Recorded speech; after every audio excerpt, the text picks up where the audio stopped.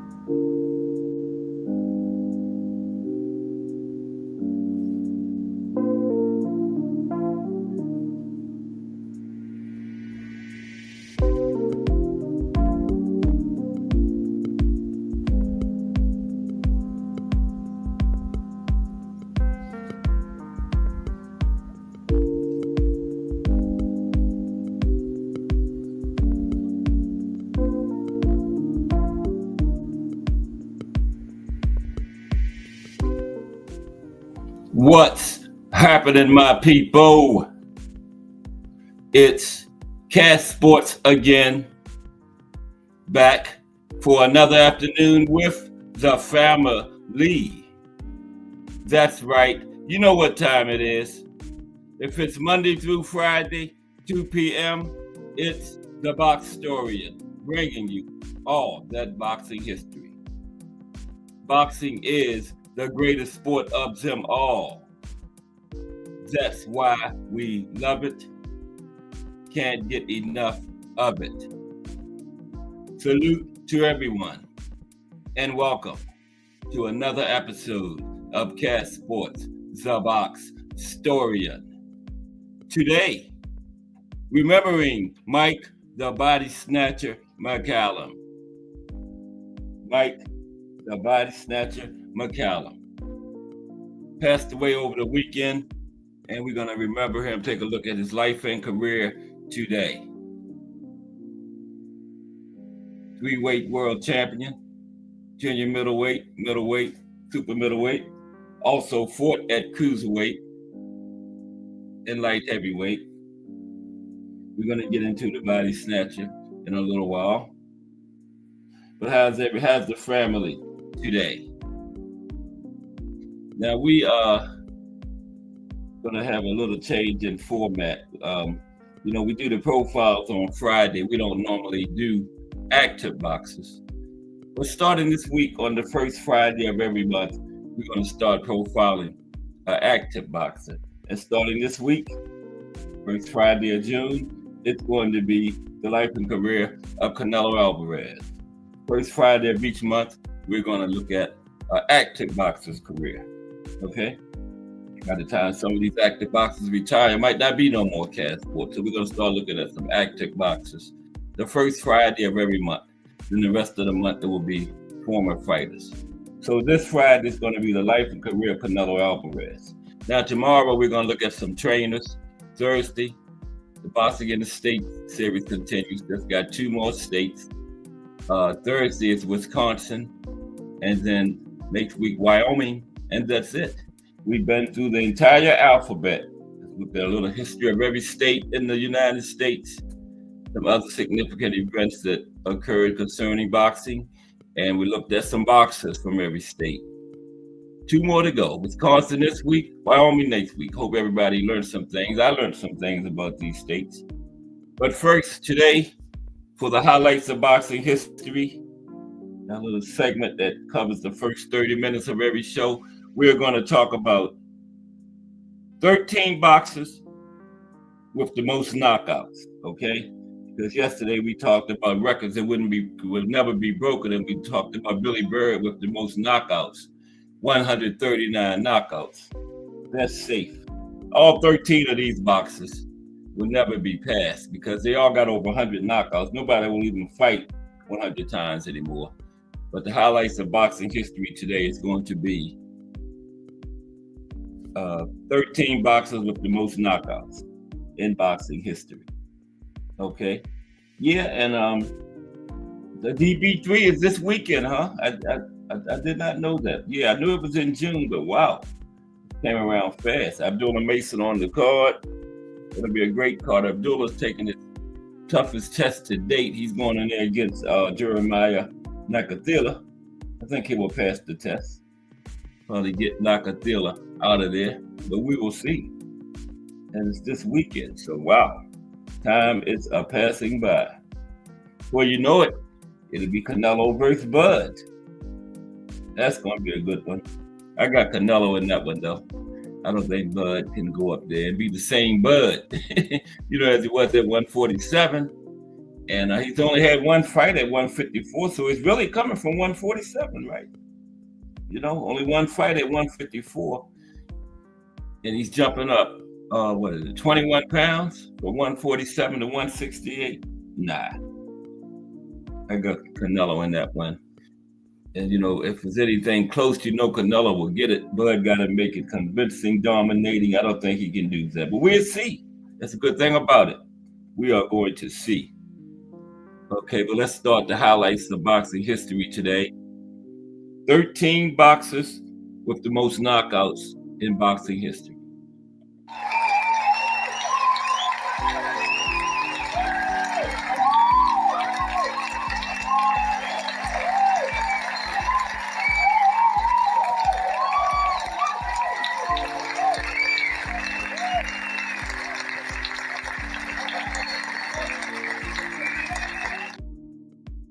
Okay, that's Billy Bird right there. He has the most, 139. We talked about him yesterday.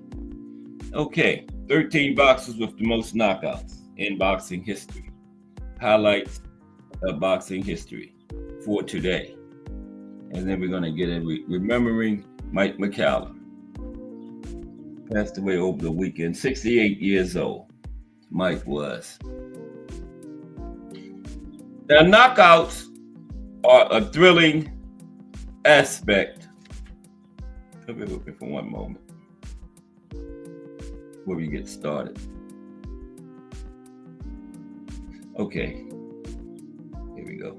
Knockouts are a thrilling aspect of boxing, where boxers outshine their adversary with just one blow.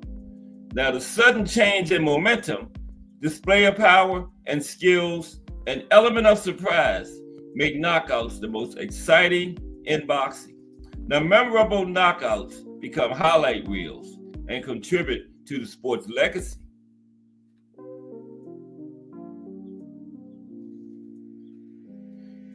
The athlete's ability to deliver powerful and accurate punches has been a big attraction to boxing events for decades.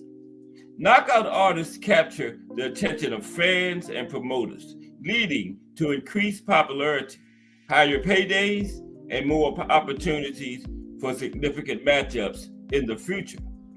The boxers who stand out in their knockout power leave a lasting legacy. Okay, let's get started. 13 top knockout artists in boxing history. Okay, number 13 is the old master, Joe Gans. All his other skills and things he's accomplished in the sport, he's in the 100 knockout club. Joe Gans has 100 knockouts on the dot. Knockout percentage of 62%. The old master, Joe Gans. Now, Gans had a record of 145 wins, just 10 losses, 16 draws. He was the first African American to win a world title. Now, he wasn't the first black person, that was George Dixon, but he was Canadian. Joe Gans was the first black American to win a world title. Joe Gans, known as the Old Master, held the lightweight title from 1902 to 1908. Renowned for his defensive skills and tactics, which were rare at the time that he competed. Gans' ability to outthink and outmaneuver opponents led to numerous knockout victories during his career. The old master, Joe Gans, 100 knockouts. Next, Homicide Hank, Henry Armstrong. Henry Armstrong had 101 knockouts. Knockout percentage, 60%. Homicide Hank. Armstrong has a record of 151 wins, 21 losses, 9 draws. He is still ranked among the greatest boxers of all time. Put back in the 30s, where he did his best work. Now, Henry Armstrong, nicknamed Homicide Hank, was an American boxer who simultaneously held world titles in 3 weight divisions: featherweight, lightweight, and welterweight. He was part of the show yesterday, records that will never be broken. I don't think anybody will ever hold 3 titles in 3 weight classes simultaneously again. And he had featherweight and welterweight 21 pounds apart, defending both of them at the same time. Incredible. And Homicide Hank once won 27 consecutive fights by knockout, which is one of the longest streaks, even by modern standards. 27 consecutive fights by knockout during his career. Wow. His relentless pressure and stamina contributed to his high knockout tally, making him one of the most celebrated fighters in boxing history. Homicide Hank. Okay, next. Number 11. We're going from lowest to highest. Number 11, Sandy Sadler. Sandy on the left, one of his historic fights with the Will-O-the-Wisp, Willie Pep.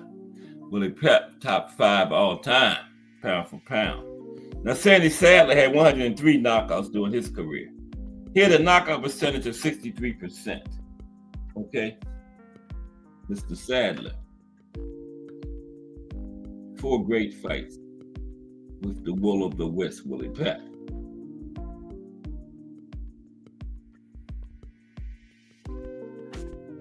Sadler had a record of 144 wins, 16 losses, with 2 draws, and those 103 knockouts, remember?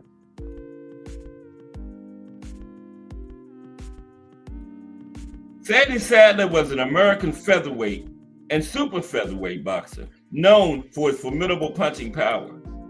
He is best remembered for his series of fights against Willie Pep, winning 3 out of their 4 encounters. Sadler's aggressive style and knockout ability made him one of the most feared punchers in his weight class. After retiring at just 30, he trained a young George Foreman and helped guide Big George to his first world title. All his other things he did, he helped train Big George Foreman. Sandy Sadler. Okay, next at number 10 is Peter Marr. Peter Marr. That's Peter on the right there. Peter Marr fighting Bob Fitzsimmons. Yeah, Bob Fitzsimmons is famous because he was the last one to go from middleweight to heavyweight and win titles at middleweight and heavyweight before Roy Jones did it 106 years later. Fitzsimmons did it in 1897. And that's Peter Marr on the right fighting against Fitzsimmons. Now, Peter Marr had 104 knockouts, had a knockout percentage of 80%. Not bad at all, 80%. Peter Marr. Now, Peter Marr has a career record of 130 wins, 21 losses, 4 draws, 104 knockouts, 80% knockout ratio. Bruce Gas, Boxing, Jazz, and more in the building. What's up, Bruce? We're gonna remember the Body Snatcher in a moment, but we just talking about some of the top knockout guys in the history of the sport. And most of them come from way back in the day because, they were fighting a lot more fights, had a lot more fights to get the opportunity to get a lot more knockouts. That's why none of these records will ever be passed. This guy, Peter Marr, that's him on the right, he had 104 knockouts in his career, right? It's a lot of knockouts. 80% knockout rate, won 130 fights. Now, Peter Marr, also known as the Irish Giant, had tremendous knockout power and remained popular in the late 19th century. Marr ruled the heavyweight division in the 1890s with his incredible knockout capacity. His power punch was the sole weapon in his 80% victories. Before moving to the USA, Marr was a superstar in Ireland. The boxing legend beat Steve O'Donnell in 1895 to win the heavyweight championship. Peter Marr, 104 knockouts. At number 9 is Sugar Ray Robinson. Yeah. All of his other attributes, he's in the 100 knockout club too. But that ain't Sugar Ray Robinson. That's I don't know who that is, but it's not Sugar Ray Robinson. That's Sugar Ray Robinson right there. I think that's the Body Snatcher.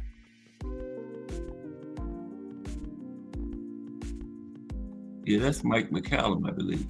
That's Sugar Ray Robinson right there. 109 knockouts. Let's talk fashion. What's up? Let's talk fashion. Let's talk fashion. It says brick for heads. Let's talk fashion. Tomorrow, 10 a.m.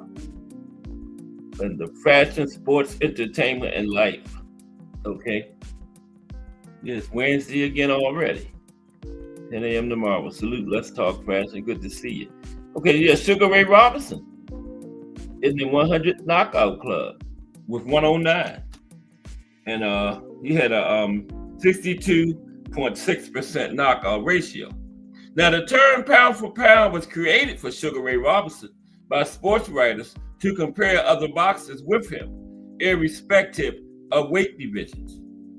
And Sugar Ray lost only one fight in the first 11 years of his career before taking his first retirement, right? And that one fight was to, of course, Jake LaMotta.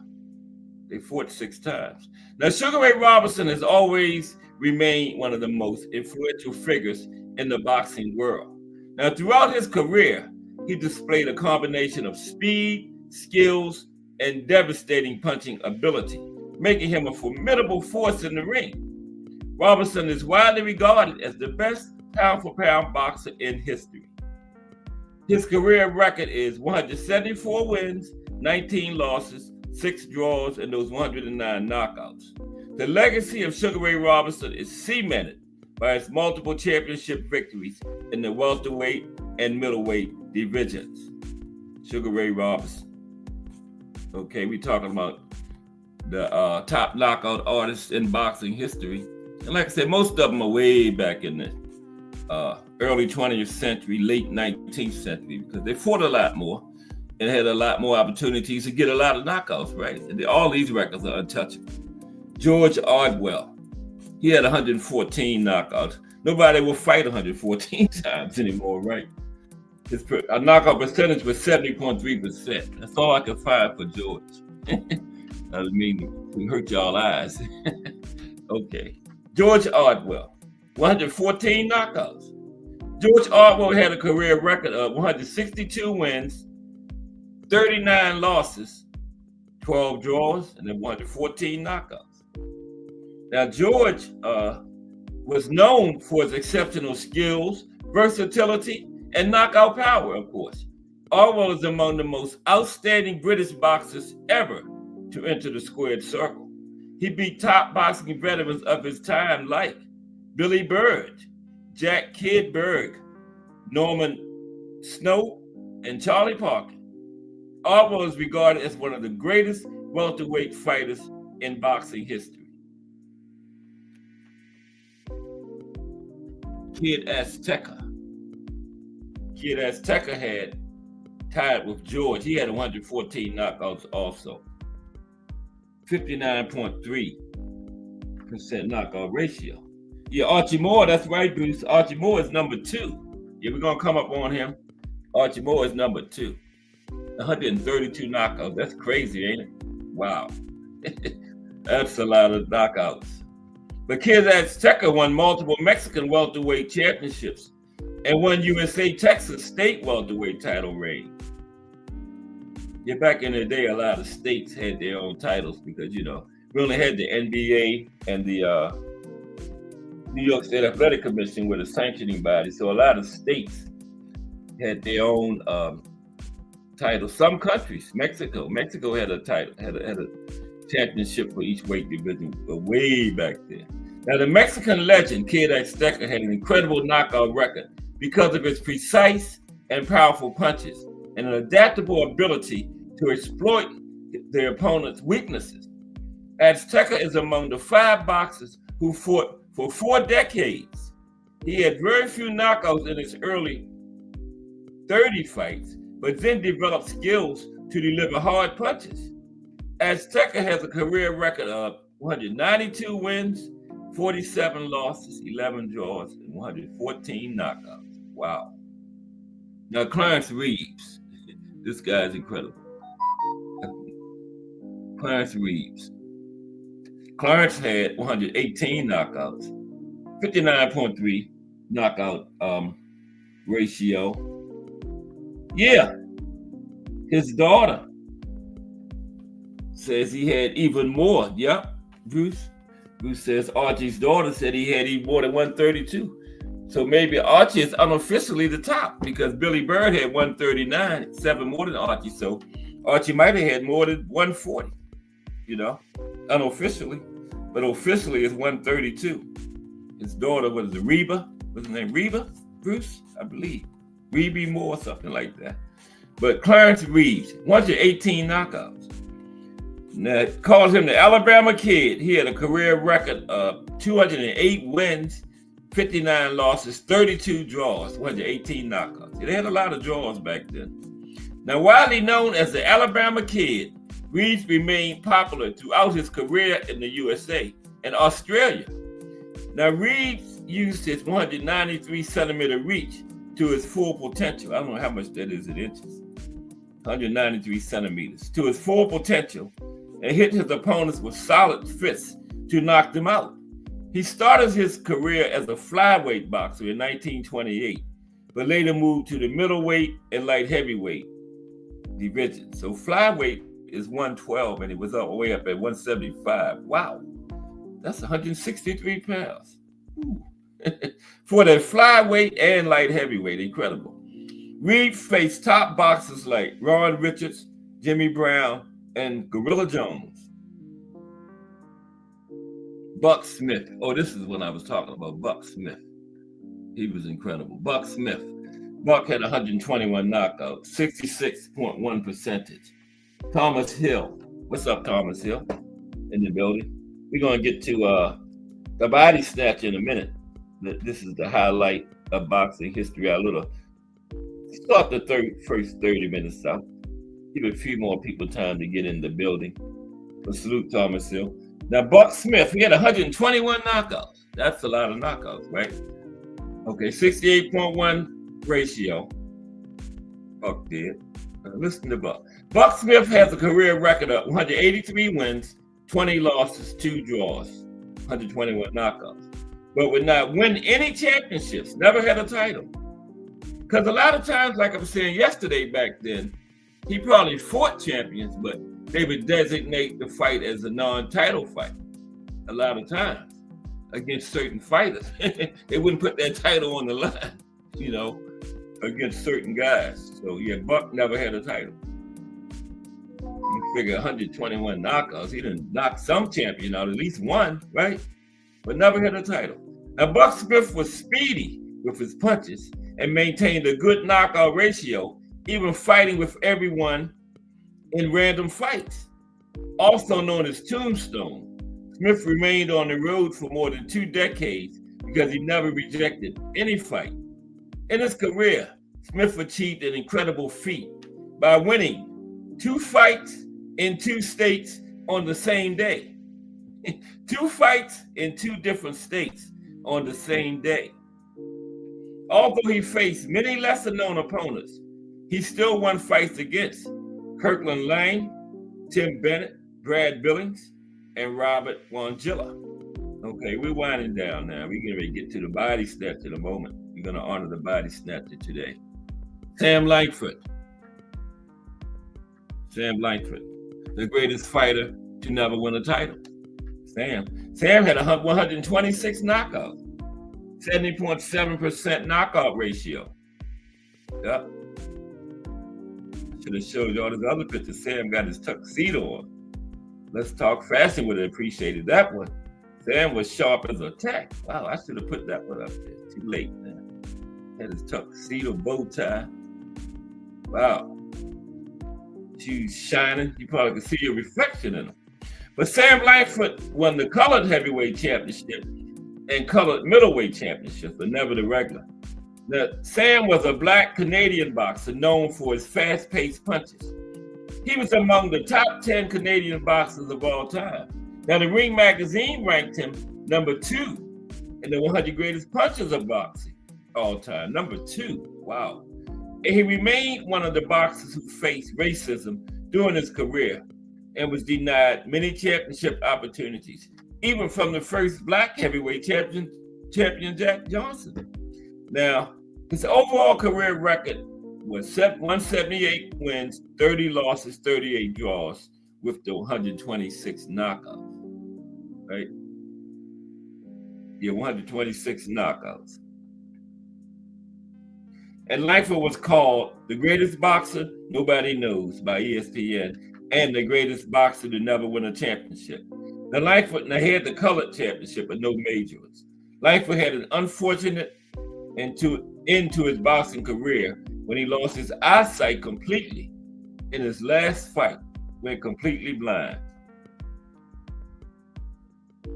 The Boston Terrier. Okay, young stripling. Gotta get to the final 2. Archie Moore, like Bruce was saying. Young stripling had 129 knockouts, 57.5% ratio. Young stripling. Young stripling won many Georgia state titles, but never won any major boxing championships. There's another one, 129 knockouts, and you know, the champions probably saw all those knockouts and did designated when they fought him, non-championship fight. Title not on the line, you know. Did that a lot back then. Young Stripling was nicknamed the King of the Breaks. I thought the Young Stripling was his nickname. Stripling explored all the weight divisions. Yeah, he fought in every weight division, from featherweight to heavyweight, because we didn't have minimum weight. And featherweight was the lowest, 126 was where they started at then. And he fought in all of them, featherweight to heavyweight, and won multiple fights with his incredible knockout power. 126 to heavyweight, incredible. His exciting fighting style, outstanding knockout punches, and willingness to take on all comers made him a beloved fighter in the early 20th century. Stripling had a brilliant career record of 224 wins, 13 losses, and 14 draws, 129 knockouts. And he faced legendary fighters like Max Smelling, Primo Carnera, and Jack Sharkey. Fought in that era, rather 30s, 40s. Never fought Joe Louis, though. And number 2 is what Bruce Gas was talking about, the mongoose / old mongoose, Archie Moore, 132 knockouts for Archie. 132. Define Arnie1 in the building. What's up, Define Arnie? Yeah, we're gonna talk about the body snatcher in a moment. We talking about the top knockout people right now. But salute Define Arnie1. How are you today? We say Define Arnie1. He always come up and help me out at close the show on the panel all the time with his high boxing knowledge, high boxing IQ. Salute Define Arnie1. Archie Moore, 132 knockouts, 70.9% knockout ratio. And y'all know about Archie. Archie Moore holds the record for the longest reigning light heavyweight champion of all time, from 1952 to 1962. And he went into the International Boxing Hall of Fame in 1990, in the inaugural year in the old timers category. And Archie was one of the world's complete boxers with versatility. He had great defense also, a strategic mind, and an extraordinary punching speed to stun his opponents. Okay? Now, Archie's career record of 186 wins, 23 losses, 10 draws. That's like, what, 219 fights? Yeah. 132 knockouts. Spoke volumes about his skills in the ring. Archie remained a top attraction in his career, spanning 3 decades, where he also held the light heavyweight championship for 10 years, longest reigning light heavyweight champion still to this day. Moore remained a successful trainer for famous boxers like Muhammad Ali, Big George Foreman, and Bob Foster. Moore was ranked number 21 in the top 30 boxers by Ring Magazine. And number 1, Billy Bird. We talked about Billy yesterday, remember? 139 knockouts. That's a 53.4 rate, but 100. He had so many fights. 139 knockouts. There's Billy, British fighter. Now, Billy Bird's career record was 260 wins, 73 losses, 20 draws. How many fights is that, man? God damn, excuse my language. 260 wins, 73 losses. I should have did this before. I didn't even turn the damn thing on. Wait a minute, man. Oh, there it is. 260 wins. I give it say nothing working around here. 73 losses and 20 draws. That's 353 fights for Billy. Wow. And Billy never held a championship either. Never held a championship in his career. T. Hill says Charles Burley, a bad boy too, have never won a title. Yeah, he never even got a title shot, T. Hill. Yeah. He's one of those murderous road fighters. They say Mr. Pound for Pound himself, Sugar Ray Robinson, ducked Charles Burley. Mm-hmm. Sugar Ray, when they was signing to fight Charles Burley, raised his demand, doubled what he had ever been paid before. That's just another way of preventing the fight from happening. He doubled his what he wanted to be paid from what he had ever been paid before. That's just like pricing yourself out of the fight, right? Making sure it don't happen. Sugar Ray didn't want that noise with Charles Burley. Now, Billy Bird has been the greatest knockout artist ever since his retirement in 1948. No one has broken his record, and no one ever will. What's that, like 77 years ago, 1948? Almost all boxing experts believe that his record would never be broken because today's fighters do not fight as often as the boxers of Bird's era. Who's going to fight 139 times nowadays? Billy Bird was one of the most active boxers in the world, and he fought in 356 fights during his career. And there you have it, the top 13 knockout artists of all time. Now let's get to the body snatcher, Mike Mccallum. Mike the body snatcher Mccallum. Okay, remembering Mike Mccallum. Now, I gotta go over here and get my tablet. The thing goes down so fast. I got to keep it on the charger until I get ready for it. Okay. We're going to get started on the body snatcher. Mike the body snatcher Mccallum today. Okay. Okay. Remembering Mike the body snatcher Mccallum on Cat Sports the Box Story, bringing you all that boxing history. Okay. But first, let's do this. Okay. Let's take a moment of silence in the memory of Mike the body snatcher Mccallum. Okay, a moment of silence.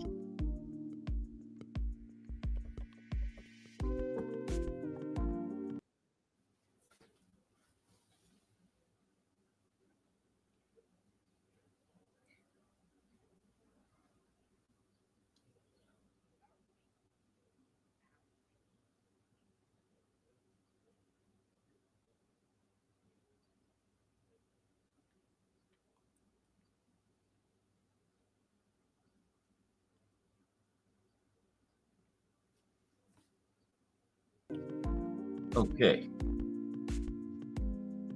let's get started. How's everybody today? I didn't know the DB3 was this weekend. Wow. This time is just going by like crazy, man. Yeah, Abdullah Mason on the card. That's a good card, too. A great card. Yeah. Abdullah is, I think this is his biggest step up. Nakatila, I think he will take care of business, though. Probably get him out of there. River Tyler got him out of there.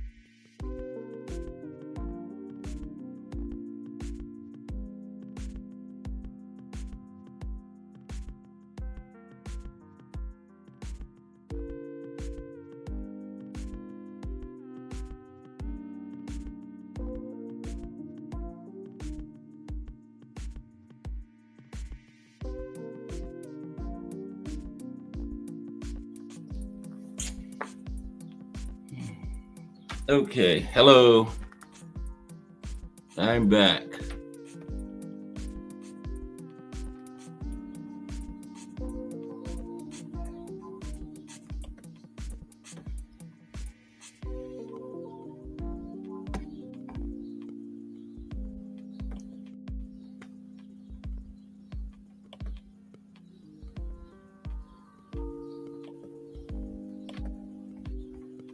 Okay, let's try this again.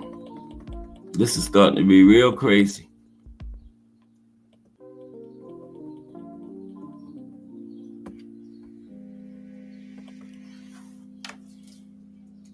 Bear with me for a moment, please.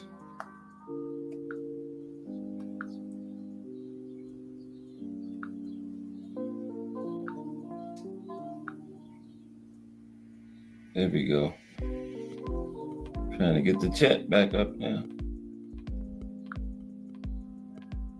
There we go. Okay. Mike Mccallum.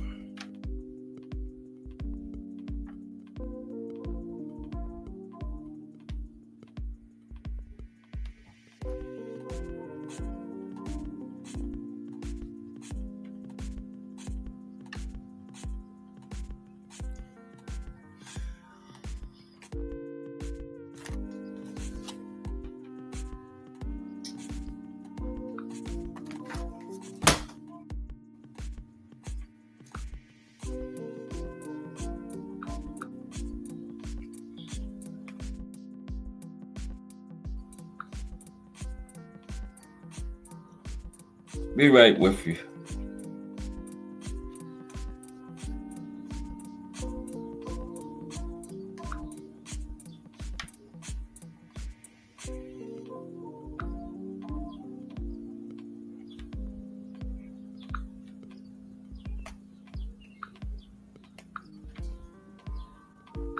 Don't seem like nothing working around this damn place.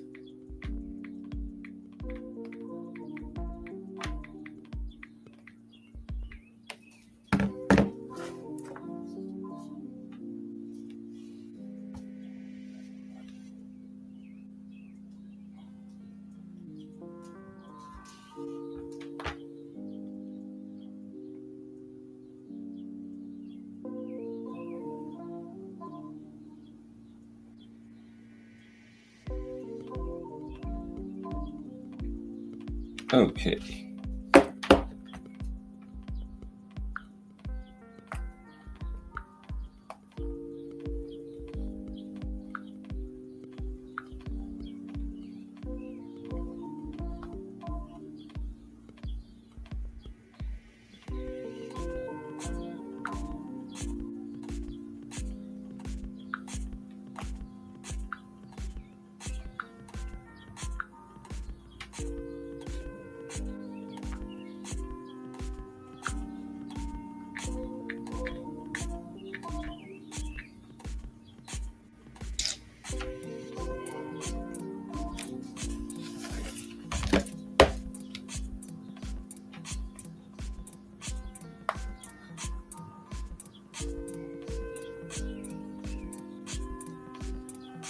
Bear with me. I'll be with you in one moment.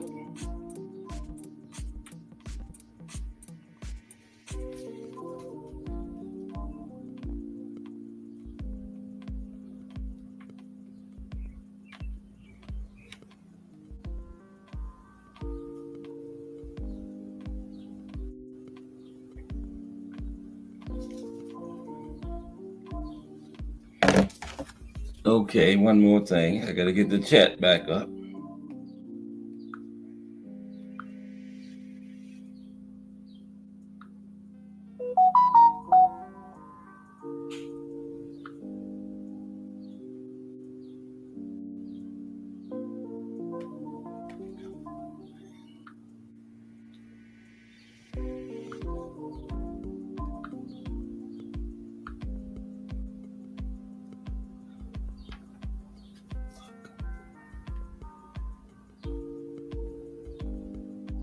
Okay, Mike Mazik, Mike Rim in the building. You mean there's people actually still in here? Mike Mazik, Mike Grimm. Let's get started with the Body Snatcher.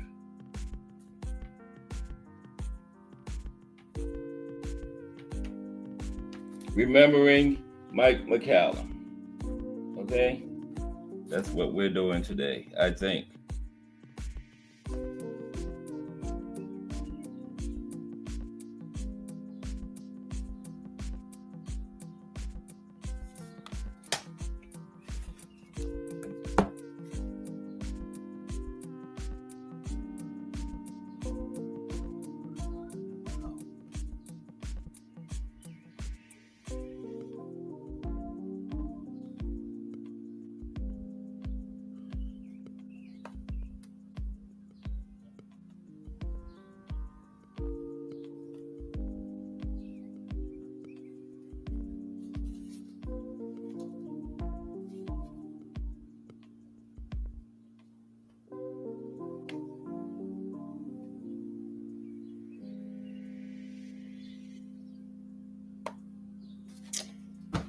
Okay. Remembering Mike Mccallum.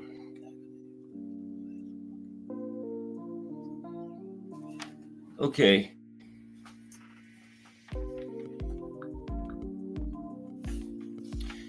Okay, Mike Mccallum was born December 7th, 1956. Jamaican professional boxer, competed from 1981 to 1997. He held world championships in 3 weight classes, including the WBA super welterweight title from 1984 to 1988, WBA middleweight title from 1989 to 1991, and the WBC light heavyweight title from 1994 to 1995. Okay, nicknamed the Body Snatcher. Actually fought in 4 weight classes: junior middleweight, light heavyweight, and cruiserweight. 5'11.5" tall, with a reach of 78 inches. Fought in the orthodox stance. Had a total of 55 fights in his professional career. He won 49, lost 5, had 1 draw, 36 by way of knockout. Okay?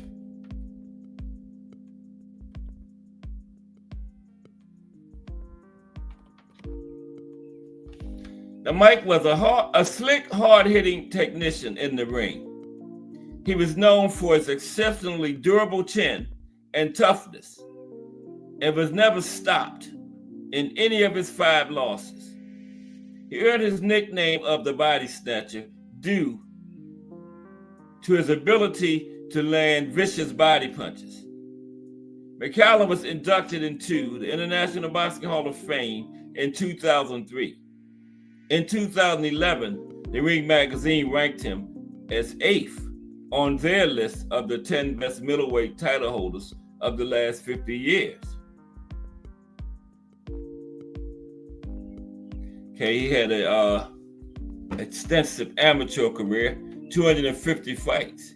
He won 240 and lost 10 in the amateurs. Okay.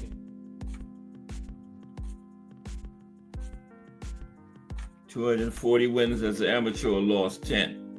In 1974, he competed as a welterweight in the World Championships in Havana, losing by a 3rd-round TKO to Clint Jackson of the United States. Also in 1974, he won welterweight silver medal at the 1974 Central American and Caribbean Games. In 1975, he represented Jamaica at the 1975 Pan American Games in Mexico City. In 1976, he represented Jamaica as a welterweight at the Montreal Olympic Games. Okay? He didn't win any medals, okay? But he did represent Jamaica at the 1976 Olympics in Montreal, Canada. Okay. In 1977, he was the National Golden Gloves welterweight champion. 1978, he won welterweight gold medal at the 1978 Central American and Caribbean Games.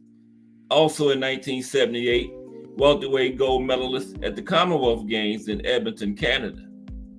Also in 1978, he won a welterweight gold medal at the 1978 Central American and Caribbean. 1979, National Golden Gloves welterweight champion, defeating Doug DeWitt and Robbie Sims. Robbie Sims is Marvin Hagler's half brother. Okay. 1979, welterweight silver medalist at the Pan Am Games in San Juan, Puerto Rico. 1979, National Golden Gloves welterweight champion.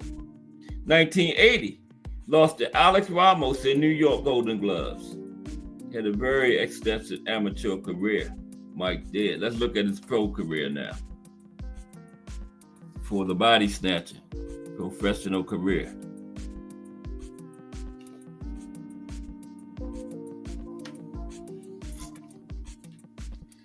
Started out at junior middleweight in the professional ranks. Now, the Body Snatcher turned pro in 1981.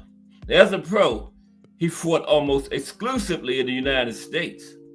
He first became a world champion in 1984 by defeating Sean Mannion to win the vacant WBA super welterweight title.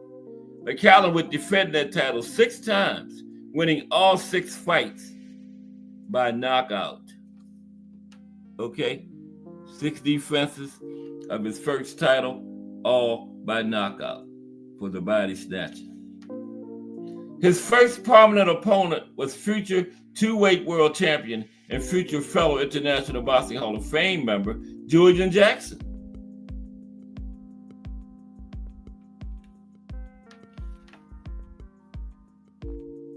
Who Mccallum fought in his 3rd title defense. And Mccallum survived some punishment in the first round and came back to stop the undefeated Jackson in the 2nd round. Yeah, Julian came into that fight undefeated. Mike stopped him in the 3rd round. Mccallum really came to prominence when he knocked out former WBC welterweight title holder Milton McCrory and former undisputed world welterweight champion, another future Hall of Famer, Donald Curry, in 1987. Curry was ahead on all 3 scorecards going into the 5th round when Mccallum knocked him out with what some have called a perfect left hook. Okay? Then he went to middleweight. Started at junior middleweight. Next he went to middleweight. There's him in Lights Out, James Toney. Middleweight. In 1988, he moved up to middleweight, suffering his first loss, a clear unanimous decision in an attempt to win the WBA middleweight title from Sambu Kalambe. In 1989, Mccallum defeated Harold Graham by a split decision to win the then vacant WBA middleweight title, which had been stripped from Kalambe for signing to face the IBF champion Michael Nunn. Mccallum defended that title 3 times, defeating Steve Collins, Michael Watson, and Kalambe in a rematch. Okay, but that was him in Lights Out right there.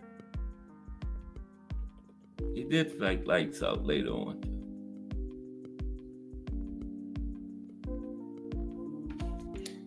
Light heavy. Okay, Mccallum fought IBF middleweight champion James Toney. Yeah, I was a little ahead of myself. He fought IBF middleweight champion James Lights Out Toney in 1991. Mccallum was stripped of the WBA title before the fight. Now, the fight ended in a draw, and Mccallum lost the 2nd fight, a controversial majority decision, the following year against Toney. Now, some felt that Mccallum had won both fights against Lights Out. Then he went to light heavyweight, okay, for the junior middleweight, middleweight, super middleweight, light heavyweight, and cruiserweight. Okay. Now, light heavyweight. Now, I think he might have went from middleweight, skipped over super middleweight. Okay. Light heavyweight. Mccallum Then moved up 2 weight divisions, and yeah, he didn't fight at super middleweight, went straight from middleweight to light heavyweight. He moved up 2 weight divisions and won the WBC interim light heavyweight title against Randall Yonker. Then won the full WBC title by outpointing Jeff Harding in 1994. Now, being in his late 30s, he did not hold the crown long, losing the title to Fabrice Tiazzo. At 40 years of age, he attempted to regain the vacant interim WBC title against Roy Jones Jr. in December 1996, but lost by a wide decision. It is him and Roy right there. Yeah, Roy beat him by a wide decision. Then, in his final fight, this him in lights out again.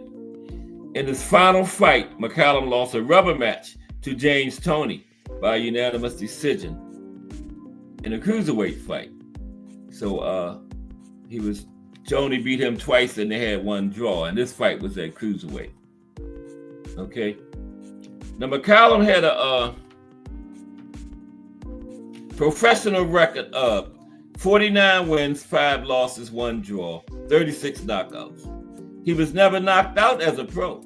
After Mccallum retired, he moved to Las Vegas and became a trainer. He was inducted into the International Boxing Hall of Fame in 2003. Okay. Now, let's talk about this. I was put his name in to see what would come up, and I got this crazy question, man. And the question was, did Marvin Hagler duck Mike Mccallum? Marvin Hagler and duck shouldn't even be in the same sentence. Marvin Hagler and duck shouldn't even be in the same universe. So let's talk about that. Because Marvin Hagler never ducked or avoided anyone, okay, that I know of.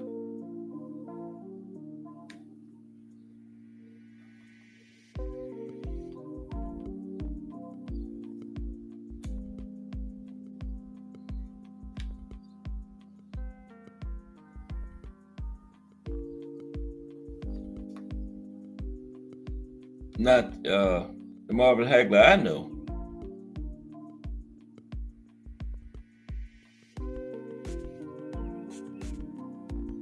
Here we go. Let's talk about it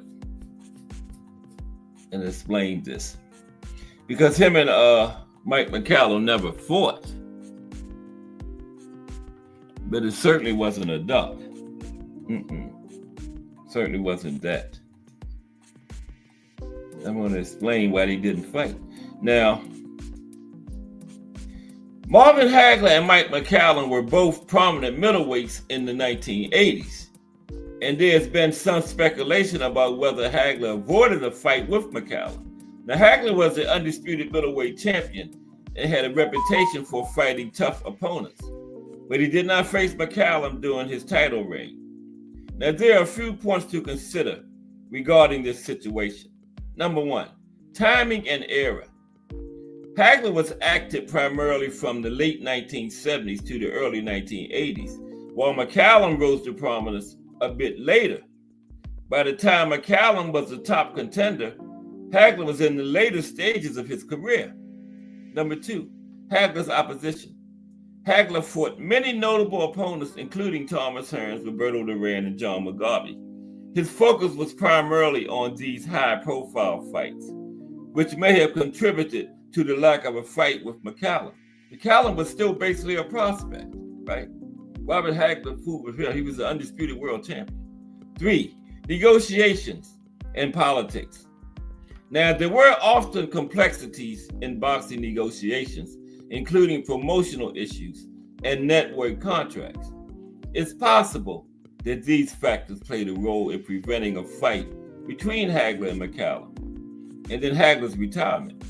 Hagler retired in 1987 after losing to Sugar Ray Leonard, and Mccallum's peak came after that, which meant that a fight between them never materialized.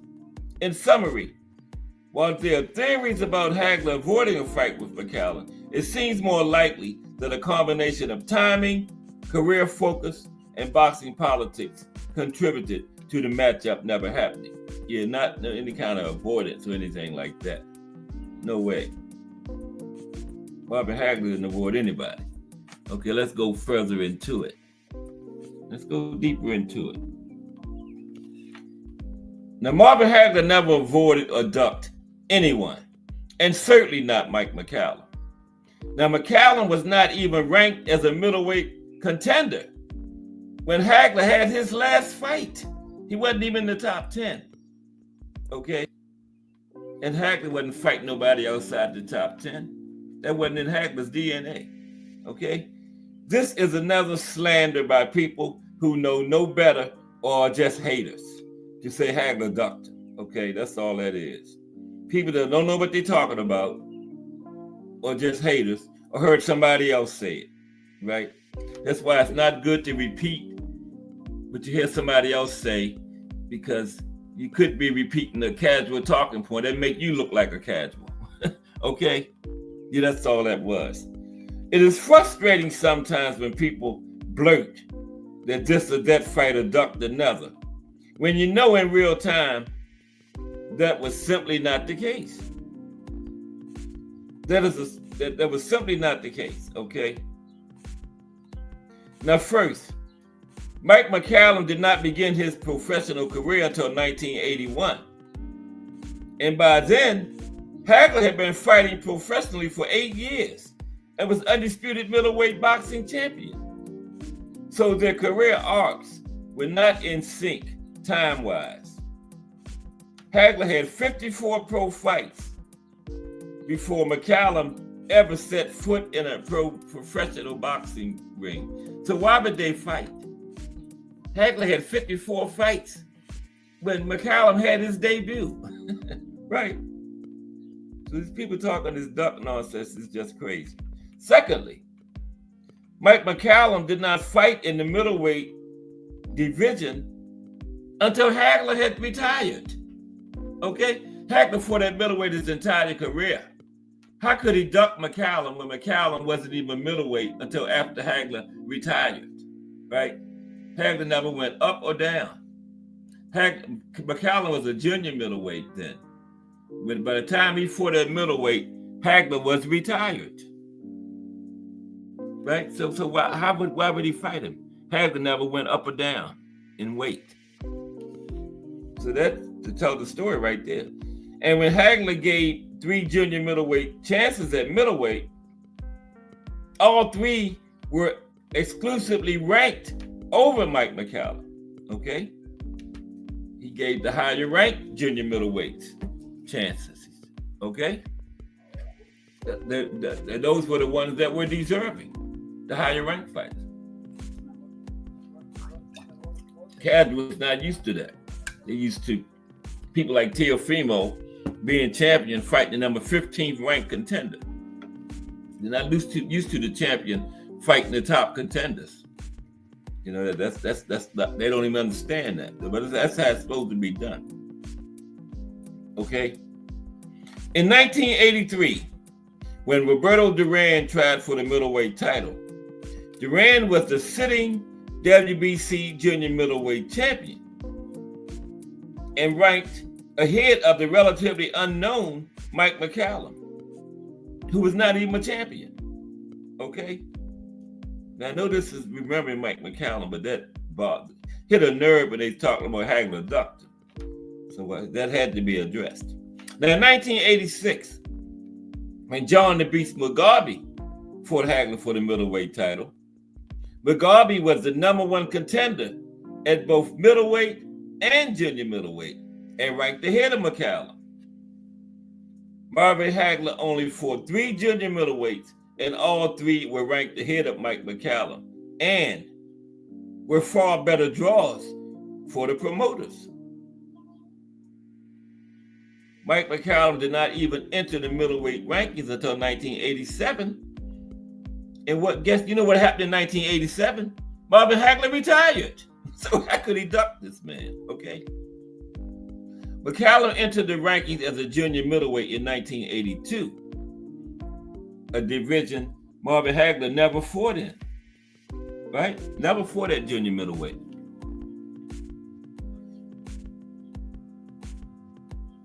Okay, in 1983, Mccallum was number 5 at junior middleweight. Mccallum did not enter the middleweight rankings, like I was saying, again, until the fall of 1987. Hagler was retired by then. Now, the standard fanboy lie that Marvin Hagler ducked or avoided Mike Mccallum centers around Marvin's selection of John Mugabe to fight in 1986. But the fact is, Mugabe was selected to face Marvin Hagler. He was a mandatory number 1 contender as a middleweight, and in a rare feat, was also ranked number 1 at junior middleweight. So who else would he fight? Right? Like I said, fanboys used to people like Teofimo being champion fighting number 15 contender. They're not used to the champion fighting the number 1 contender. They're not used to that, right? So it's just fanboy lies that needed to be addressed. Now, Mugabe was the number 1 contender at middleweight and junior middleweight. And Mccallum was unranked. He wasn't even fighting at junior middleweight, and he was also unranked at junior middleweight. Okay, so why in the hell would Hagler fight him? In the real world, number 1 contender John Mugabe was undefeated and ranked ahead of Mike Mccallum when he stepped up to face Hagler. To say Mccallum was ranked in front of Mugabe is a downright lie. On March 1st, 1986, Ring Magazine published these rankings at junior middleweight. Number 1, John Mugabe. Okay? These rankings were published on March 1st, 1986. In addition, when Mugabe and Hagler fought, Mugabe was ranked number 1 at middleweight too, by the WBC, the WBA, and the IBF. Mccallum was unranked. Okay, unranked. Why would Hagler fight him? The undisputed middleweight champion. Huh?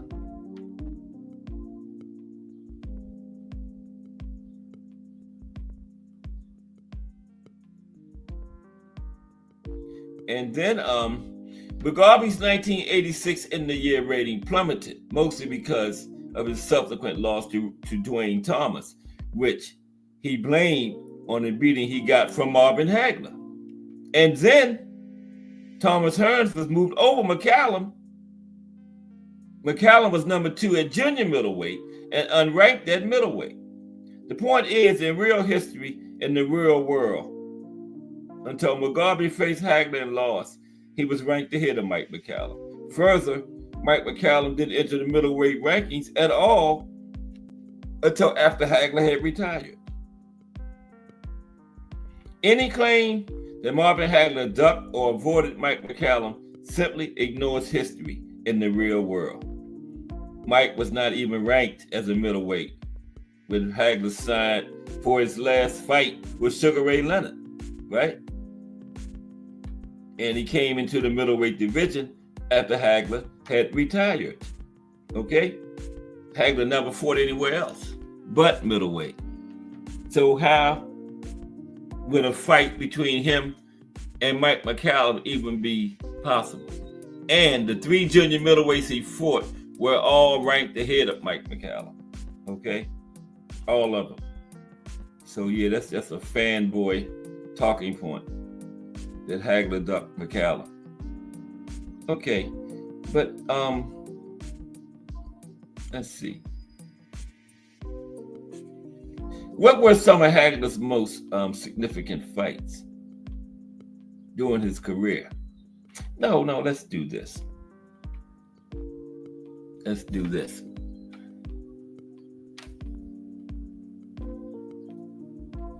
How did Mccallum's style compare to Hagler's in the ring? How did Mccallum's style compare to Hagler's in the ring? Now, Mike Mccallum and Marvin Hagler had distinct styles that made their potential matchup intriguing.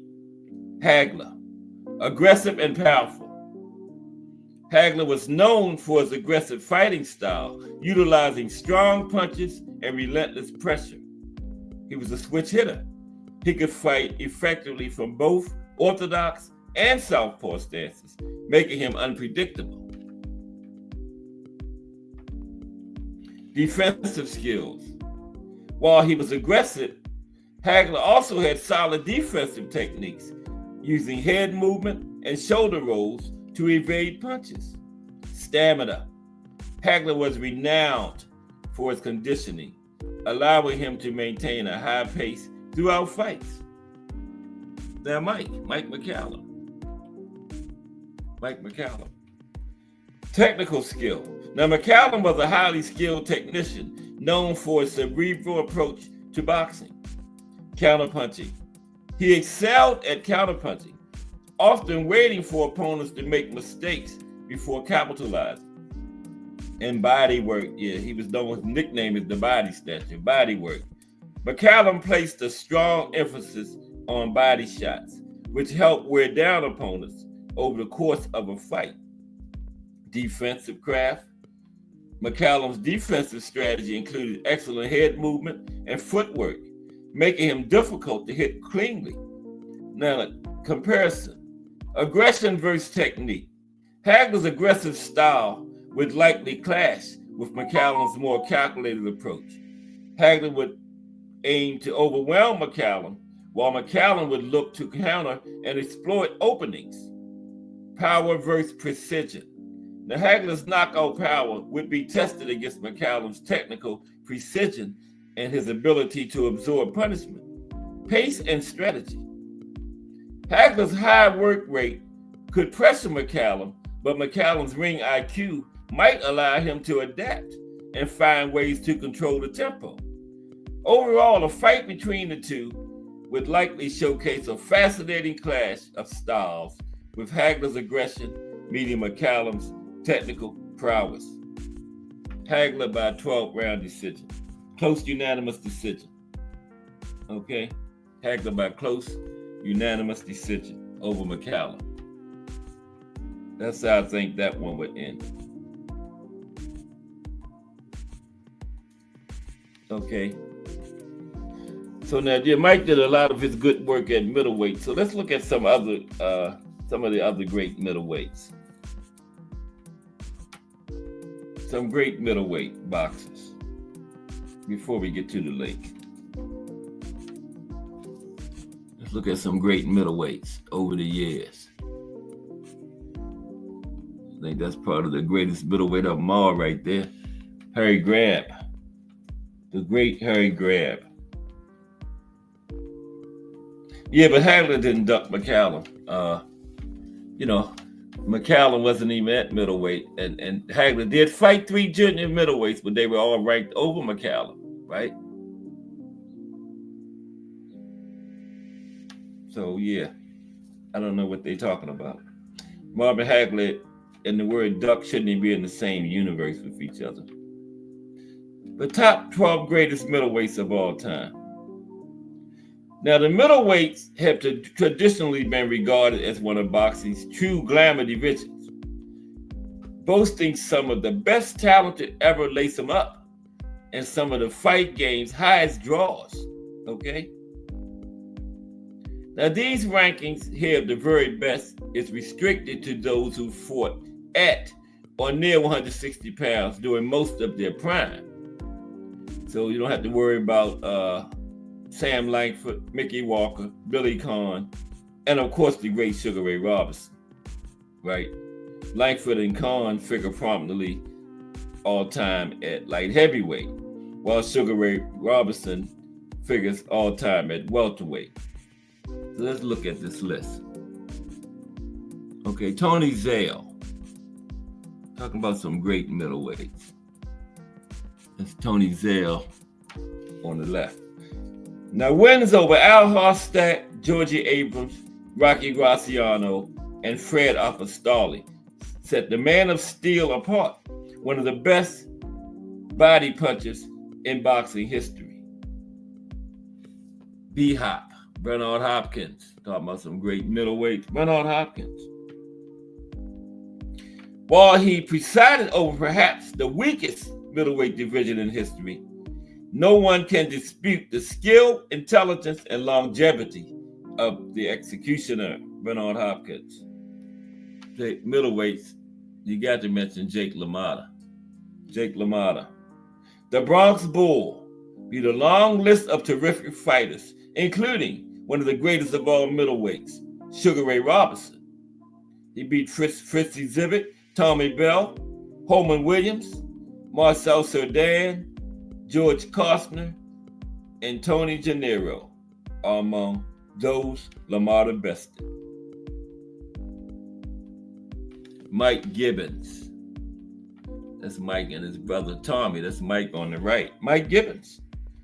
Now, Mike never won the world title, but he was widely regarded as one of the very best at 160, not to mention one of the sharpest and cleverest boxers around, regardless of weight. His record shows wins over a long list of elite talent, including Michael Dowd and Kid Lewis, Al McCoy, Jeff Smith, and they had one over the great Harry Grant. Mike did. The legendary Tiger Flowers. That's Tiger and Harry Grant right there. Harry on the left, Tiger on the right. Yeah, and there's some stories how Harry Grant really helped Tiger Flowers out during his career. You find Arnie knows those stories. When I drop the link, he might have one or two to tell us when he come up here. Some things that Harry did for Tiger during their careers. Tiger Flowers. Competing with Mickey Walker and Harry Grant automatically puts Flowers among the elite. He gave Grant 2 tough battles, and his loss to Walker was widely viewed as a robbery. Racked up an incredible 18 wins in less than a decade. No, 118. 118 wins in less than a decade. That's like, 18 wins a year, ain't it? Wow. Tiger Flowers. Legendary. Freddie Steele. Yeah, a lot of these great middleweights come from back in the day. Freddie Steele. Solid wins over Fred Apostoli, Seferino Garcia, Gus Lesnovich, Vince Dundee, and Babe Briscoe. He won 124 fights, lost 6, 8 draws. I had to say no more about Freddie Steele. King Carlos Monzon. That's King Carlos on the right. The Argentines' long championship reign and 14 straight title defenses mark Escapita as one of the very best. King Carlos Monzon. The great Stanley Ketchum. The Michigan Wolverine. Till he fought way back there. The Michigan Assassin, or the Michigan Wolverine, known for his astonishing power and general viciousness. He had his career tragically cut short, but not before establishing himself as the terror of the middleweights with wins over Billy Papke, Joe Thomas, and Philadelphia Jack O'Brien. Okay, winding down there. We're going to get some link time after this. Charlie Burley, that's who T. Hill was talking about. Charlie Burley. Can't talk about great middleweights without Charlie Burley on the list. No way. Charlie Burley.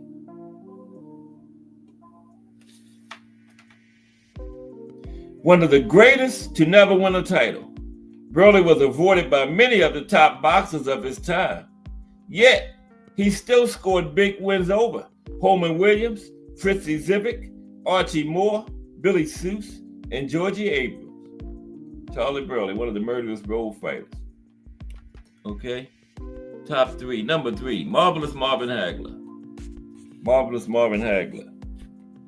Hagler was the best middleweight in the world for over a full decade, during which he lost only one fight.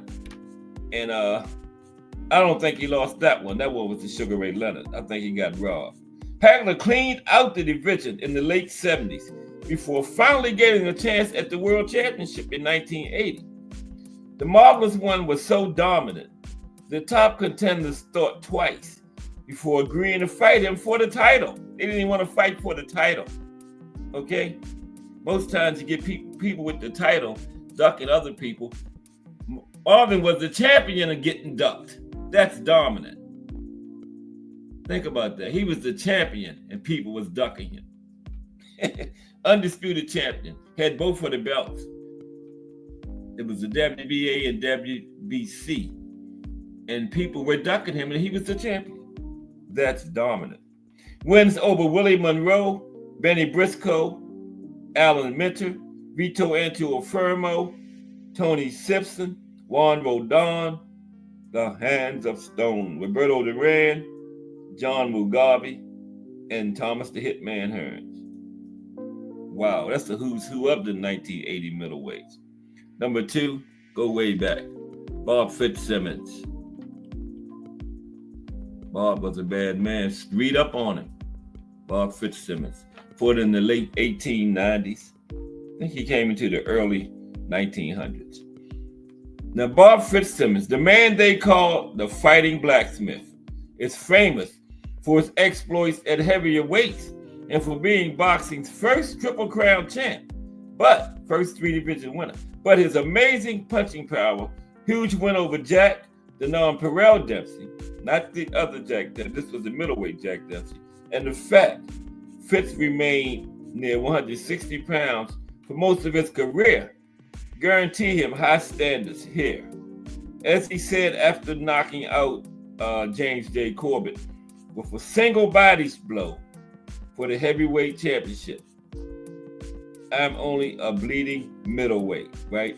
And he beat James J. Corbett for the heavyweight championship.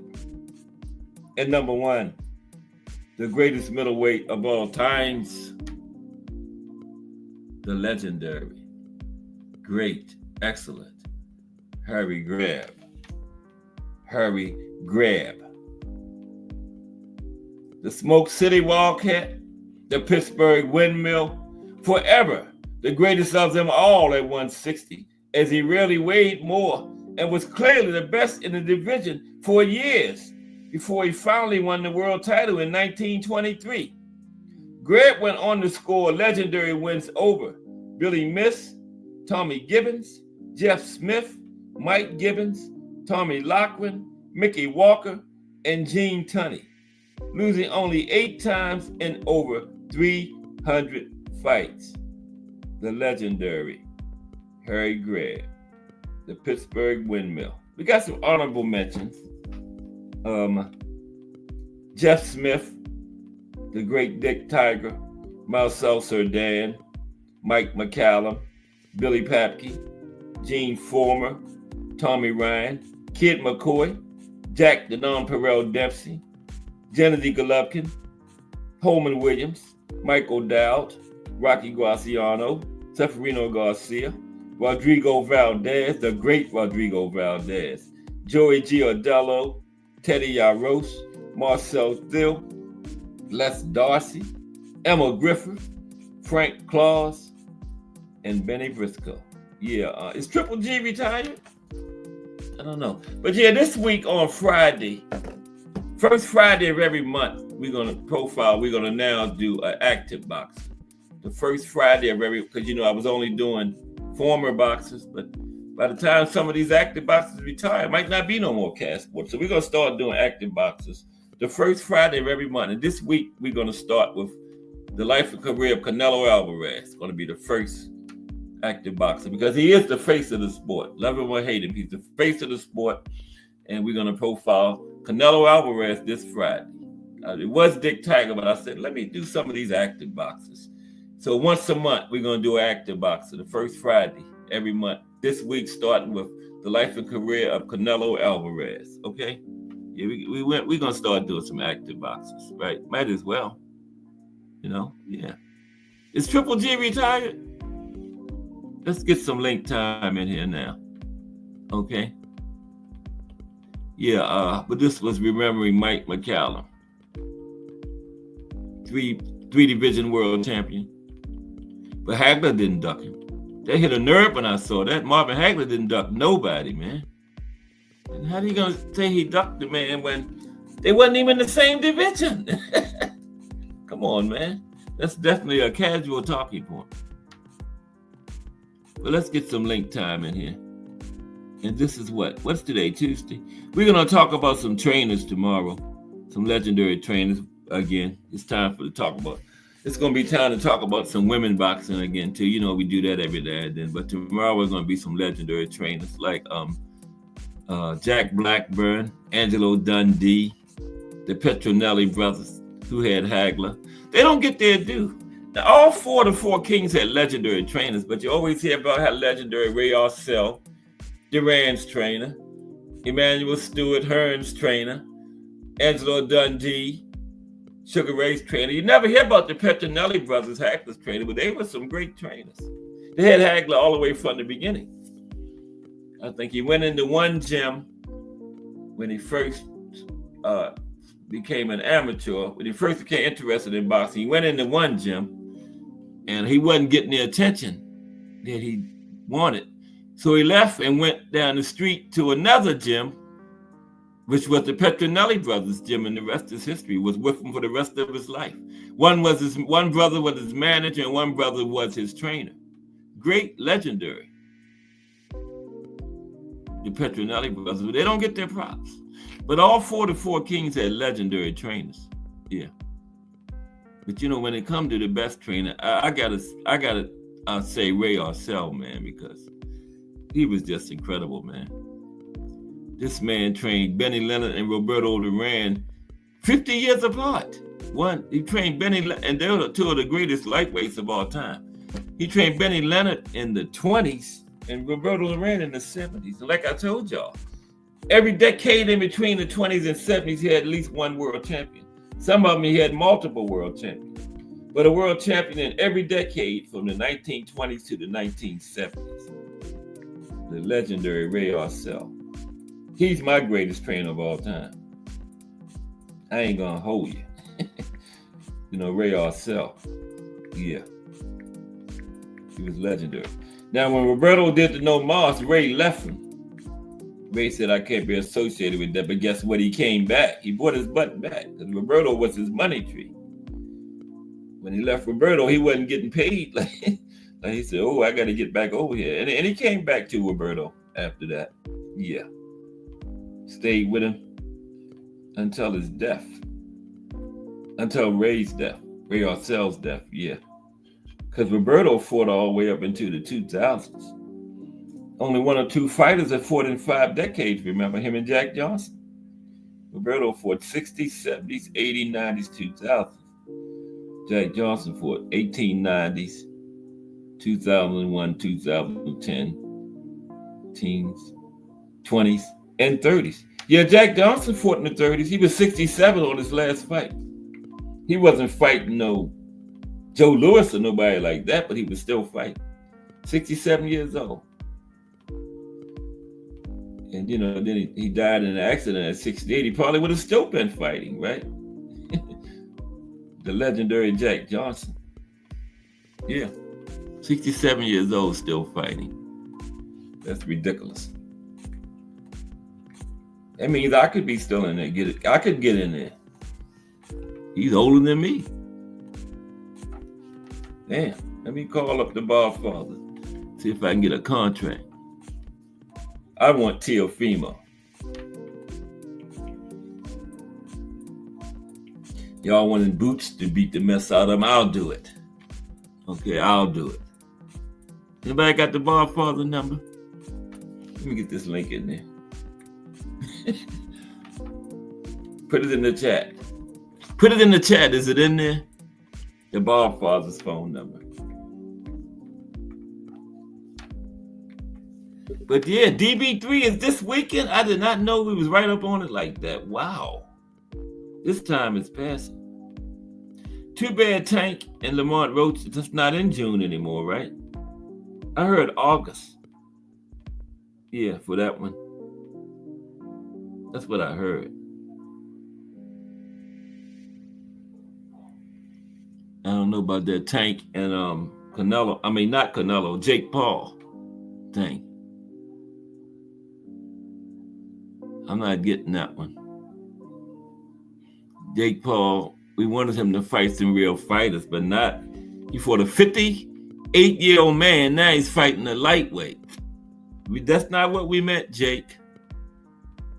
We meant somebody like Benavidez or Canelo or somebody.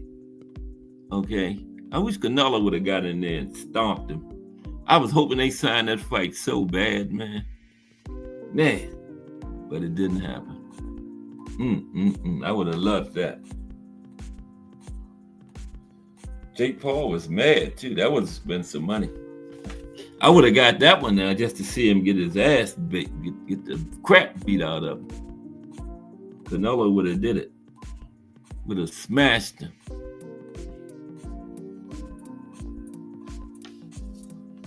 And I would have been so happy. I don't dislike Jake. I like him as a promoter, but he's making a mockery of the sport as a boxer. You know, fight 58-year-old man Tyson. Now you want to fight a lightweight. Come on, man. Stop it, Jake.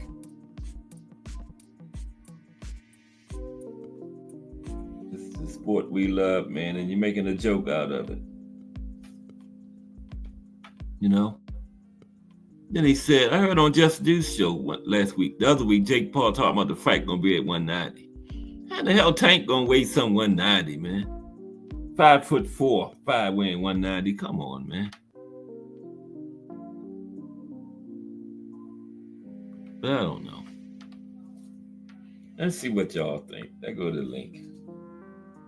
I'm tired of talking. There it is. Oh my goodness. I can never get back to the screen. Now I'm back. Yeah. But yeah, we're going to talk about some trainers tomorrow, some legendary trainers. Freddie Roach, put him up there with him. Uncle Roger. We're going to do a profile on Uncle Roger next Friday. Roger Mayweather, yep, next Friday. Canelo this week. We're going to start doing active boxes the first Friday of every month. Might as well. Canelo, Bud Crawford, Tank, Jake Paul. Just kidding. Y'all know damn well I ain't doing no Jake Paul. Yeah, but some of those guys. The GOAT, you know. And see how that goes. And then, of course, what we got. Wisconsin Thursday, Boston and States. I think we got 2 more. And then Canelo Friday. Yeah. Yeah, but today was remembering the body snatcher. Like Mccallum.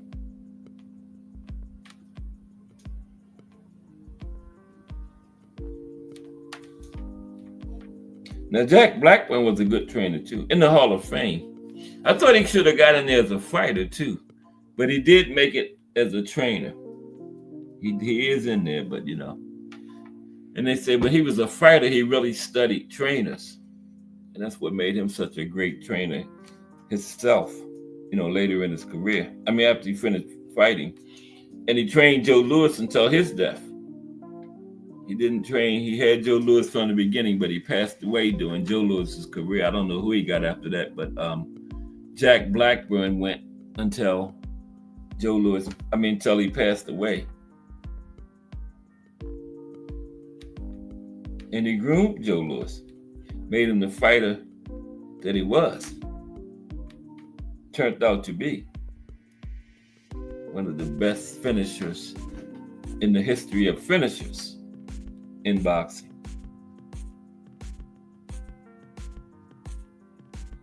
And Angelo Dundee, tomorrow. Some of the great ones. Should be pretty good.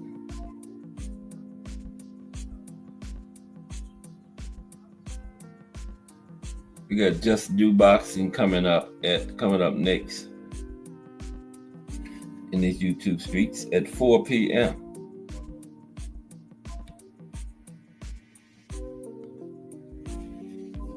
The Voice. Yeah, but I saw that. Did Marvin Hagler duck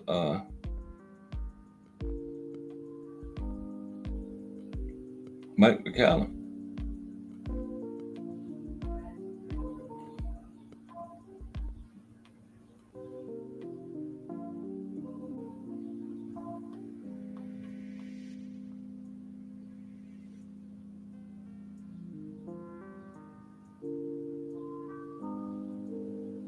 Why is Gene Tunney hardly ever mentioned as being among the greatest heavyweight champions of all time? Because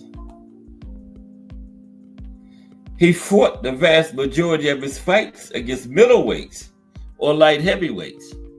Okay? Tunney was at his best at light heavyweight, where if he was ranked in that class, he would rank in the top 5 all time.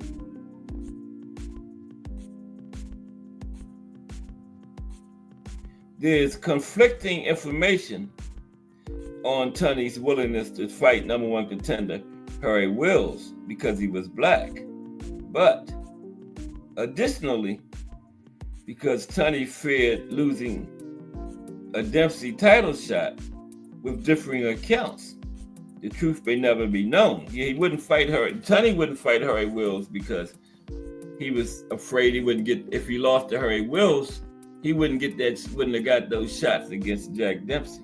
And the only reason he beat Jack Dempsey was because Jack Dempsey had been out of the ring for 3 years in protest, because Jack Dempsey was pissed off because they wouldn't let him fight Harry Wills. It wasn't Jack Dempsey ducking Harry Wills. They said the government told the promoters not to make any interracial heavyweight fights. So Jack Dempsey said, I'm not fighting nobody then. And he stayed out of the ring 3 years. Then he came back and fought Gene Tunney. First fight, no tune-up, nothing, just jumped right back up in there against Gene Tunney and lost twice, right?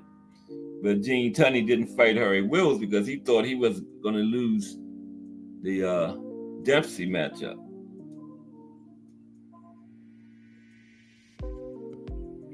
Now, yeah, and that's where Tunney's fame as a heavyweight lies solely in defeating the great Jack Dempsey, right? Like I was saying, Dempsey had not fought in 3 years, right?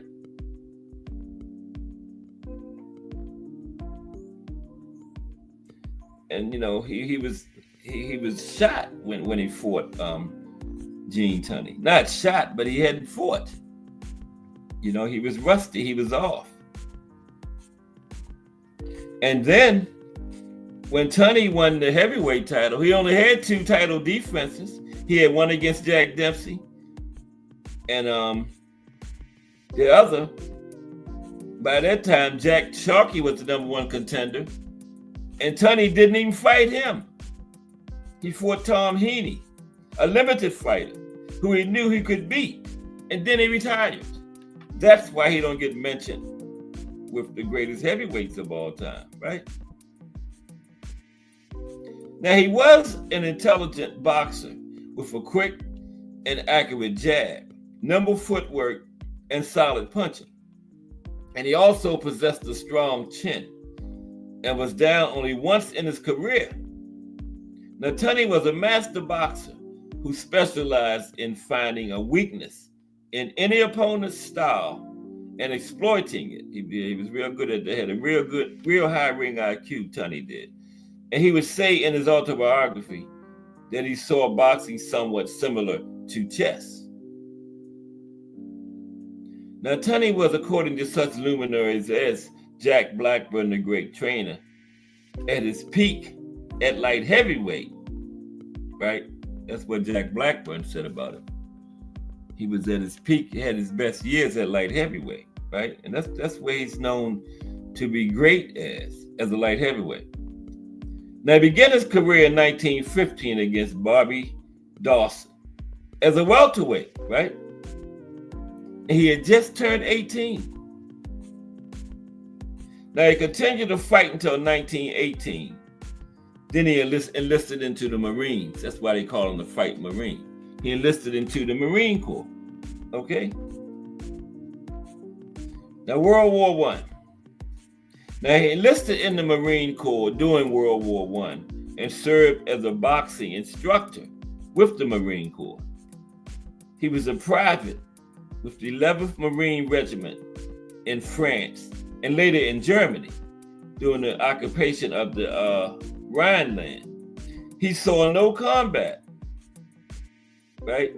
And the war on the Marine boxing team, becoming U.S. Expeditionary Forces champion, right?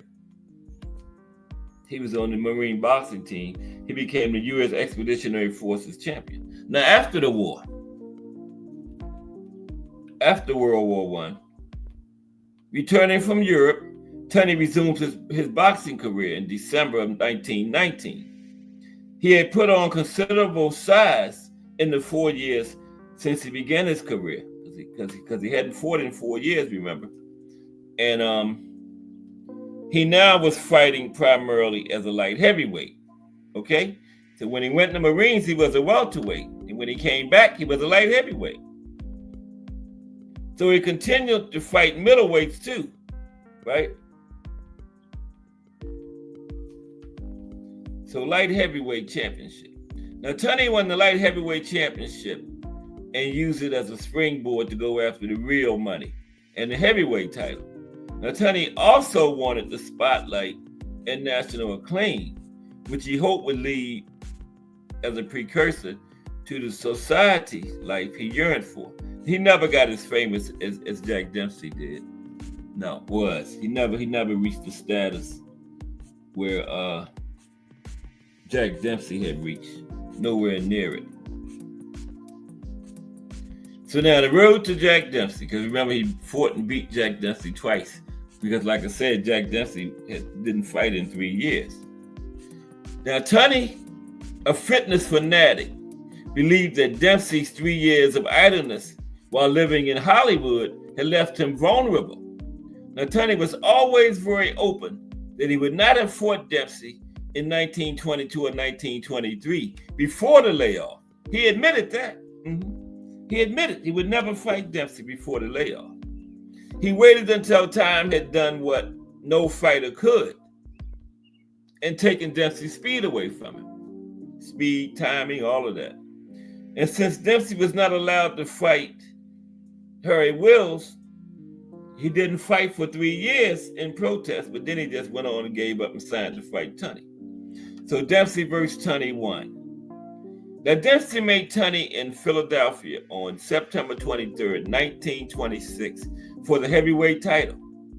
It was Dempsey's 6th and final defense of his title, right? And the crowd was an incredible 120,500 people, which was the biggest paid attendance ever for a boxing fight. Biggest paid attendance ever for a boxing match. Now the record stood for nearly 67 years, right? That was 26.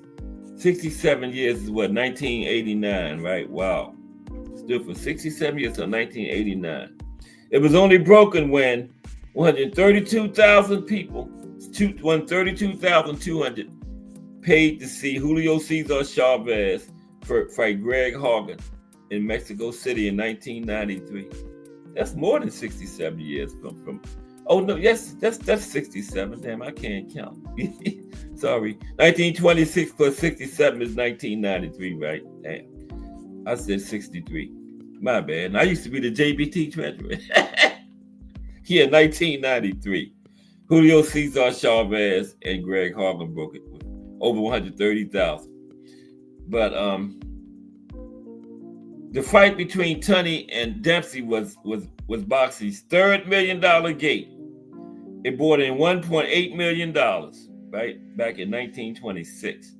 Dempsey's purse was $770,000, and Tunney's was $200,000. Wonder how much that is today? 770, well over $1 million. Both were well over $1 million. You know, today that's almost 100 years ago. It is 2025, 1926. So you're both well over $1 million. Do we have to know? Nah, I'm not going to do that. Yes, I am. We got to know. Okay. Dempsey made $700,000. What is that in 2025? Okay. We got to know, man. At least Dempsey's. So we're going to find out. He made $770,000. What is that equivalent to now? I don't know why I got to know stuff like that, but I could have did this after the show. I got to know right now. We got this thing called Google. Well, I say 770,000, right? What was it 1926? Equivalent to for what is this? What year is this we're in now? 2025, right? $770,000.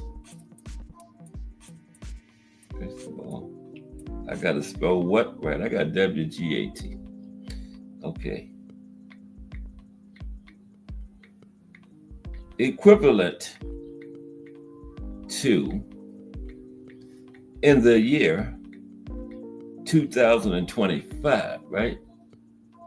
We ain't gonna worry about Tunney. He made 200,000. I know they both well over $1 million. Okay.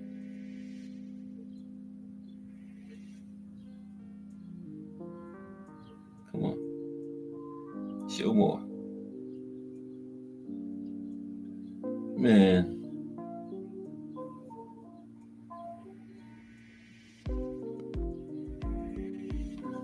No, that's not right. It says 803,000. That's not even $100,000. I know that's not right. No way, man.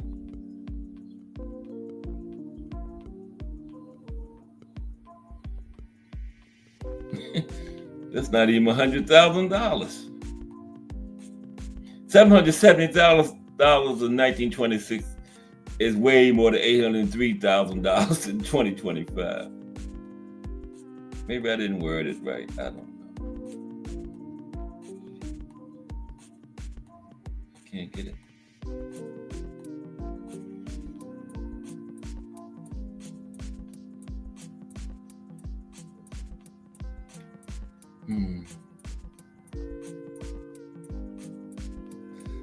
I can't get it. I'm sorry.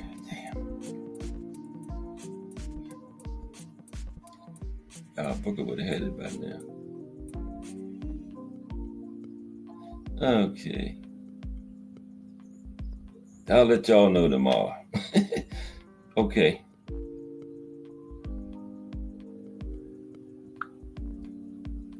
Yeah, but that was the first fight. Dempsey made $770,000 and Tunney made $200,000. I know both is well over $1 million nowadays. Yeah. So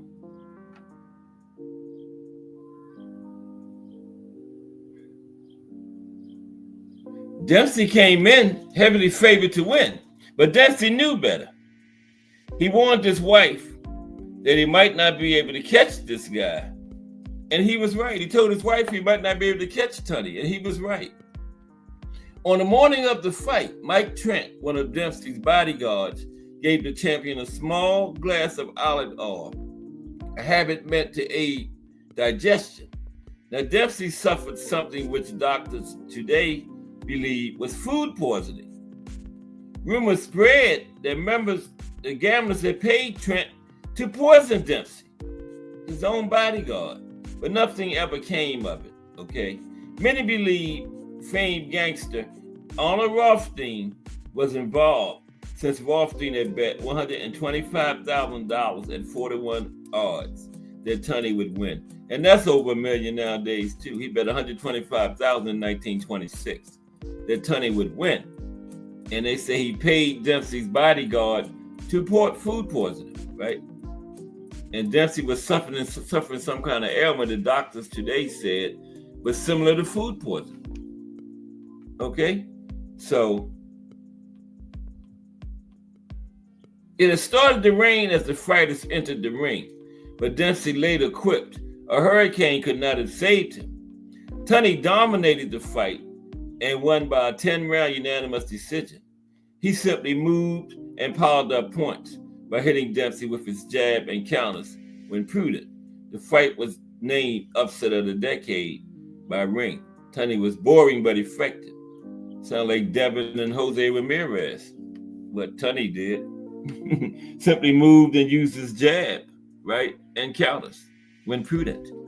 Now, when Dempsey returned to the dressing room after the fight, he explained his loss and bad appearance to his wife by saying, "Honey, I forgot to duck." Now, Tunney originally did not intend to give Dempsey a rematch, right? He didn't mean to fight him again.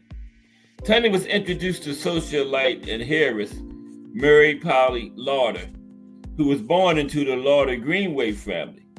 Her grandfather was a billionaire, George Lauder, a billionaire in 1926. Wow.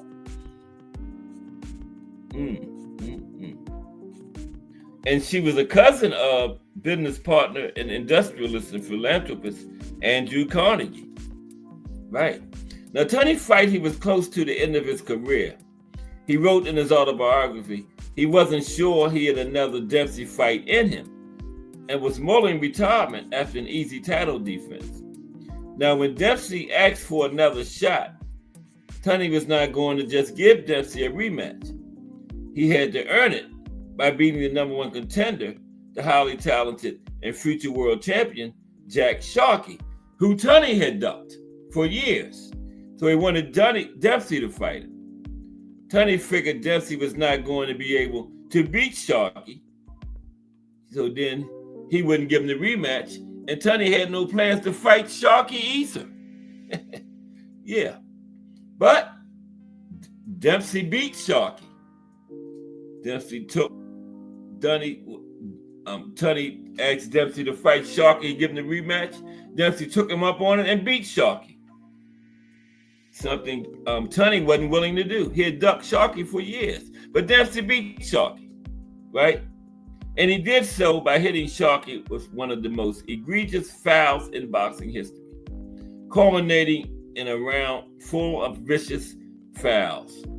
In doing so, he showed how much his skills were gone, and he also changed Gene Tunney's plans. So Dempsey versus Tunney 2. Okay. In the second fight, Tunney beat him again. This was the long count fight. That was the first fight where they put in the neutral corner. And Dempsey had knocked Tunney down, but he wouldn't go to the neutral corner. So Tunney was on the mat, let's say, for like 18 seconds. And they said Dempsey threw the fight, but no, he probably was just confused because that was the first time where they had started going to the neutral corner. Before that, you could stand right there by the referee while he counted. So, yeah. But Tunney got up, and I think he won the second one by decision too. Yeah, so he won both fights. But that was a Tunney-Dempsey situation. Yeah, Tunney ducked Jack Sharkey for years. But then he asked Jack Dempsey to fight him to get a title shot, right? And he figured Jack Dempsey was going to lose, but Dempsey went in there and beat him and got the rematch. But Jack Dempsey was still off because the first fight against Tunney was his only fight in 3 years. So Jack Dempsey fighting regular at 100% would have beat the shit out of Tunney. Probably would have stopped. But I appreciate everybody for stopping through today. Mike Rim, Mike Mazik, Define Arnie, Thomas Hill, Let's Talk Fashion, Bruce Gass, and Miss Cass. Okay, Just Do Boxing is up next. We're going to talk about trainers tomorrow. This is Monday through Friday at 2 p.m. It's the Boxtorian bringing you all that boxing history. Everybody have a great afternoon.